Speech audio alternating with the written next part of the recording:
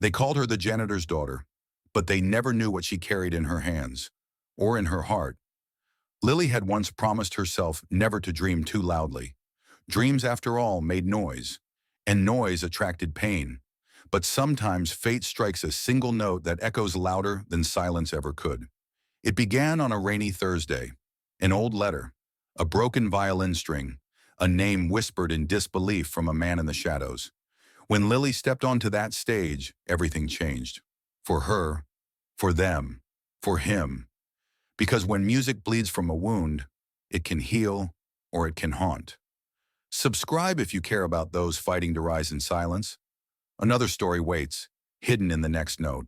Lily Morgan had never seen herself in the spotlight. At 12 years old, she knew more about mops than music halls.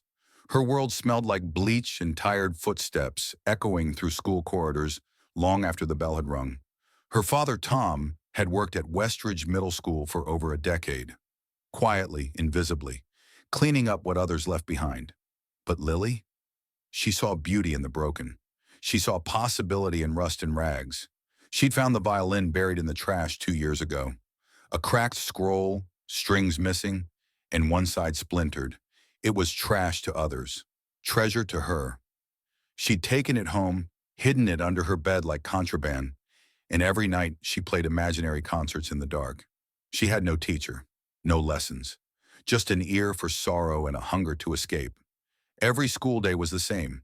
Teasing, whispers, cruel laughter. "There goes janitor girl," they'd snicker, probably scrubbing floors after math class. Lily never fought back. She just lowered her head, her hands always clutching her ragged music notebook like a lifeline. Then came the announcement. Westfield Talent Show, one night only. The words burned into her brain like fire on paper. Tom had noticed the flyer in the hallway. That night at dinner, his calloused fingers slid it across the table. "You should go for it," he said softly. Lily blinked. "Me?" He nodded, eyes tired but shining. "Why not you?" But fear ran deeper than hope. What if they laughed again? What if she failed? That night, as rain tapped gently on the window, she opened her violin case and stared at the old instrument. She remembered something Tom once said. Sometimes the most broken things make the most beautiful sounds. She decided to sign up. The day of the talent show arrived like thunder. Students buzzed backstage in glittery costumes and perfect confidence.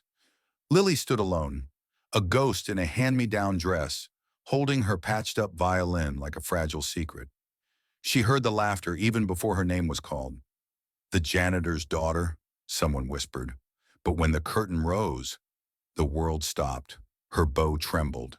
Then it moved. One note, then another. And suddenly the air changed. People stopped mocking. They started listening. In the far back of the auditorium, a tall man in a charcoal coat stood up. His eyes never left her. He whispered something to the person beside him, then walked out into the night, his face unreadable. Lily didn't know his name yet, didn't know what that one moment would cost, didn't know that from that night on, she would never be the same again. Applause still echoed in Lily's ears long after the final bow. For the first time, no one laughed. Not a word about mops. Not a single janitor's daughter jeer. Just stunned silence, then the thunder of clapping hands that didn't know what to do with themselves. Backstage, she stood frozen, violin clutched to her chest, as if the fragile spell might break with the slightest touch. Teachers smiled, students stared. Some tried to say something, but their mouths hung open, speechless. Lily had played with her soul, and everyone had heard it, but praise can be as sharp as cruelty when you're not used to it. She walked home with Tom that night, the quiet between them warm and safe. He didn't ask how it went. He'd already seen the change in her walk, the glow on her cheeks. She didn't need to explain. But when they reached their tiny apartment, a surprise was waiting. A small envelope had been slid under the door. No address, no sender. Just her name, Lily Morgan, written in thin, looping script. She opened it carefully. Inside was a single card. "True talent doesn't go unnoticed. Come find what you were meant for." J.M. James attached was a golden pass. One audition, James Music School, private, one day only. Her breath caught. "Is this a joke?" she whispered, holding it out to Tom. His eyes darkened. "No, it's not a joke." He sat down slowly, rubbing his temples. "J.M. James. That's Jonathan Marcus James. He's one of the best violinists alive." "You know him?" Tom hesitated. "Not personally," he said, but something in his tone faltered. There was something he wasn't telling her. Lily didn't press, not yet. Her heart was racing with 1,000 questions. Was this really happening? Could she even afford to go? Would they laugh at her old violin? The next day, everything changed. Word spread fast in school. Some students clapped her on the back. Some ignored her. A few eyed her with cold suspicion, their jealousy wrapped in smiles. But the worst was Madison Crane. Madison had won the talent show the year before, with a choreographed dance and a sparkly costume her mother paid a fortune for. This year, she'd been upstaged. "You think you're something now, huh?" she hissed in the locker room. "Just because you scratched out some sad song on a trash violin?" She stepped closer. "You'll never belong, Lily. Not with us. Not with them. Don't forget where you come from." The words hit like knives. Lily said nothing, but inside something stirred. That night she sat by the window, turning the audition pass over and over in her hands. Outside, the city glowed with the distant hum of dreams and danger. She thought of her mother, long gone, of her father, still scrubbing the floors of the same building where his daughter was suddenly a somebody. And then she saw it. Tom's old box, the one he always kept locked, shoved behind the couch. It was open. Inside, a newspaper clipping. "Prodigy violinist vanishes after tragedy." A younger Tom, a violin, headlines soaked in grief. Lily's fingers trembled. He had a past in music? Why had he hidden it? Before she could ask, the phone rang. Tom answered, his voice tight. Then he looked at her.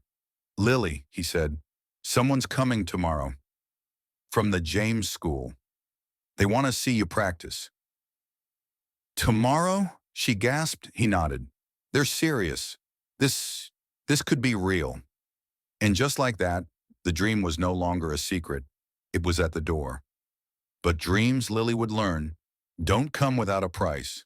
And some doors, once opened, never close again. The visitor arrived just after dawn. He wore a sharp gray coat, polished shoes, and carried a black leather case that looked far too expensive for their neighborhood. He introduced himself simply as Mr. Haynes, a representative from the James Music School. Lily stood in the living room, violin in hand, heart pounding so loud it threatened to drown out everything else. Tom hovered in the kitchen, silent, watching. Too silent. "Let's begin," Mr. Haynes said. She played, not perfectly, not confidently, but honestly. The music wavered, faltered, but then soared. And when she finished, the room was so quiet she could hear Tom's breath catch. Mr. Haynes gave a small nod. "You're raw," he said, "but gifted. We'll cover the application fees. You'll need to audition in person at the academy in 2 weeks." And just like that, he was gone. Lily turned to Tom, ready to celebrate, but his face had darkened. "What's wrong?" she asked. Tom walked to the couch and sat heavily, his hands steepled in front of his face. He didn't look at her. "You weren't supposed to be pulled into that world." "What world?" He exhaled. Long, slow, regretful. "I was a violinist once," he said. "A good one. People said I had a future." He paused. "Until your mother died." Lily froze. He had never talked about her. She was sick. I was on tour. I missed the call, missed the chance to say goodbye. His voice cracked. "After that, the music felt poisoned, so I gave it up. I walked away. I got a job that let me be home every night. So you'd never be left like she was." Lily's throat closed. "Why didn't you tell me?"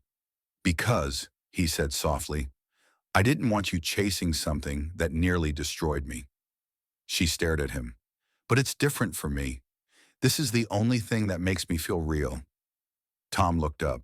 Their eyes met, father and daughter, both clinging to the same broken string of hope. He finally nodded. "Then we do it your way." "But Lily," his voice dropped. There are people at that school who won't care how good you are. They'll care where you come from. You'll be walking into a world that eats its own? She nodded. Let them try. The days that followed were a whirlwind. Her name was printed on the local paper's arts page. Young violinist stuns at school talent show, auditioning for James Music School. The article went viral in town, and with attention came pressure. Messages arrived, some kind, some cruel. Madison posted a photo of Lily's apartment building with a caption. Is this the new concert hall? The comments were brutal. Lily didn't cry. Not this time. She practiced until her fingers blistered. She studied music theory late into the night. Tom sat with her, sometimes offering advice, sometimes just listening. But darkness brewed behind the scenes. At school, her locker was defaced. Janitor prodigy scrawled in permanent marker.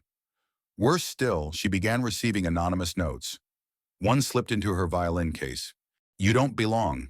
Stay in your place. And then, one night, her violin was gone. The case sat open, empty, shattered strings on the floor. Lily fell to her knees. She thought it was over. But the next morning, Tom was already waiting in the living room, holding a case she'd never seen before. One he'd kept hidden for years. He opened it slowly. Inside was a stunning violin, deep cherry wood, worn but radiant. His. I swore I'd never play it again, he said. But maybe it was always meant for you.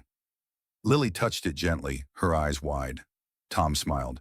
Go show them what our name sounds like. The gates of James Music School stood like a wall between two worlds, gilded iron, sweeping archways, ivy curling up the stone walls like quiet royalty. Lily hesitated outside them, case in hand, her heart thudding like a drum. She'd spent her life looking in from the outside, but now she was on the list. She had the letter. She had his violin. She had no idea what waited inside. The halls gleamed, echoing with practiced scales and polished perfection. Every wall whispered stories of child prodigies, concert winners, international tours. And there she was, Lily Morgan, with a repaired dress and a borrowed name. New girl? Someone asked. Lily turned. A tall blonde boy with sharp eyes and a smirk stepped forward. I'm Damien. Scholarship kid? He grinned, not kindly. Don't worry, they like projects here. She said nothing. She'd learned silence was power. He looked at the violin case. That's a Jameson Gallier model. Those aren't exactly student grade. His eyes narrowed. Where'd you get it? It was my dad, she replied, steady. Something flickered in Damien's face. Recognition, disbelief. But he only gave a tight smile and walked away. The next days were both dreamlike and brutal. Lily attended master classes with musicians whose names she'd only ever read in secondhand books. She studied composers she'd never heard of. Everyone played with near perfection. Flawless technique, emotions sharpened like a blade. And yet, something about Lily's playing unsettled them. It wasn't clean, it wasn't polished, but it moved people. Some teachers whispered about her. One professor cried during a solo. Another stared at her sheet music after class, as though trying to decode her. But not everyone applauded. Whispers followed her. Conversation stopped when she passed. Someone began leaving notes again. You're just a pet project. Enjoy it while it lasts. You're not one of us. Damien smirked every time she entered a room. And Madison, yes, Madison Crane, had just enrolled in the summer intensive.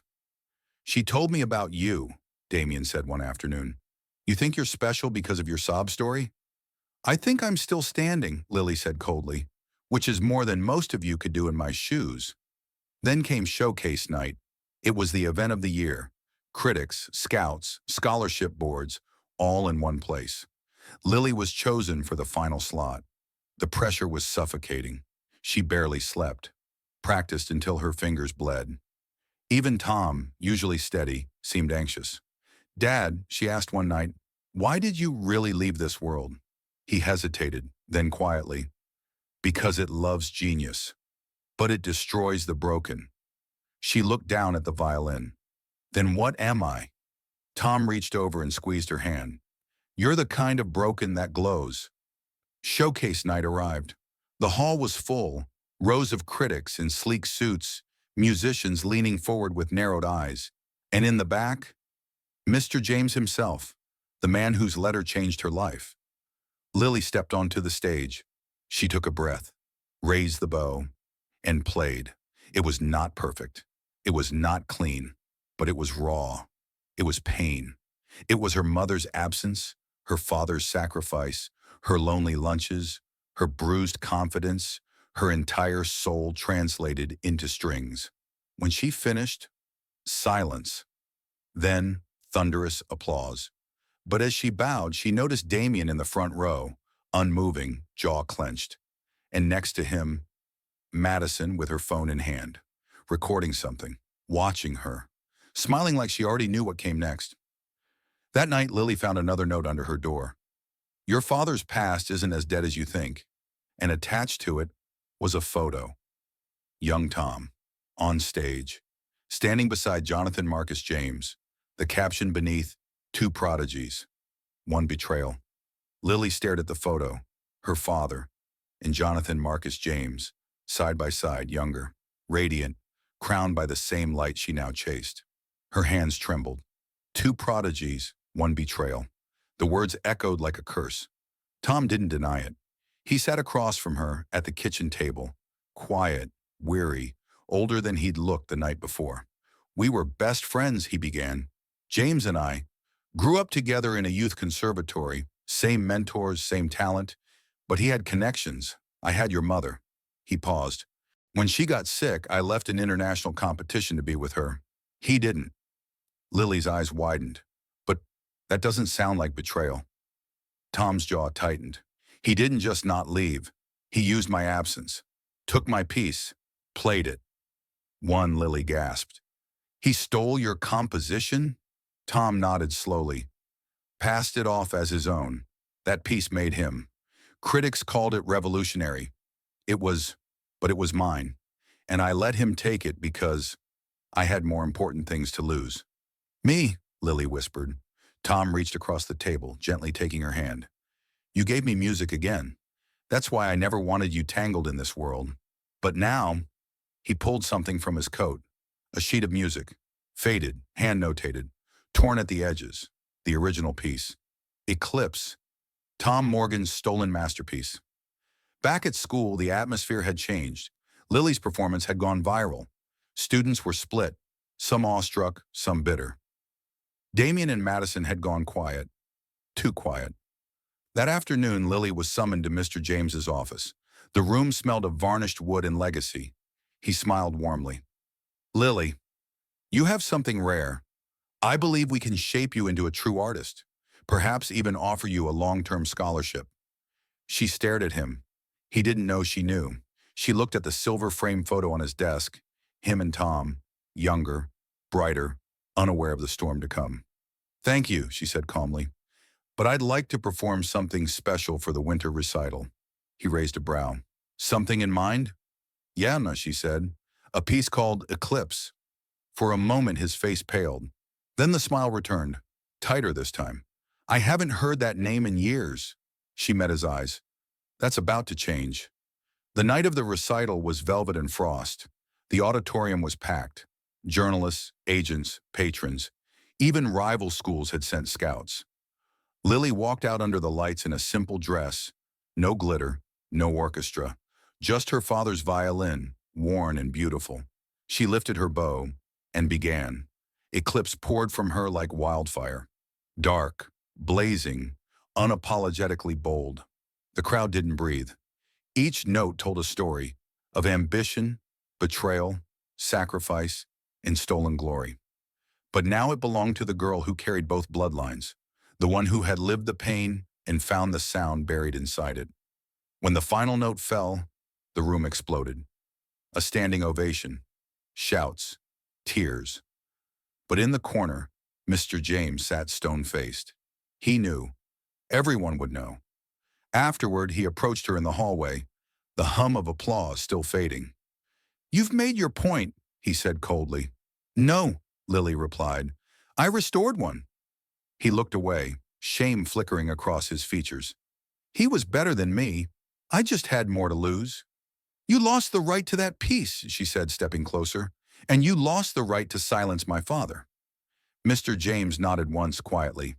You'll make enemies with this, Lily. She shrugged. I already have. Weeks later, Lily received a letter. Full scholarship, independent artist track, international mentorships offered. But the best part?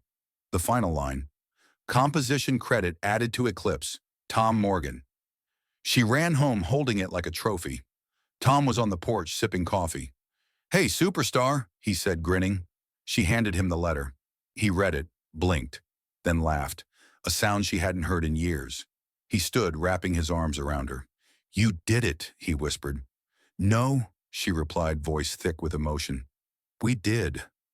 Years later, Lily Morgan would stand in another auditorium, older now, acclaimed, a composer, a mentor, and she would watch a shy little girl step up with a cracked violin and trembling fingers. She would smile, and she would whisper, play like you've bled for it. Because some music isn't taught, it survived. Thank you for joining Lily's journey.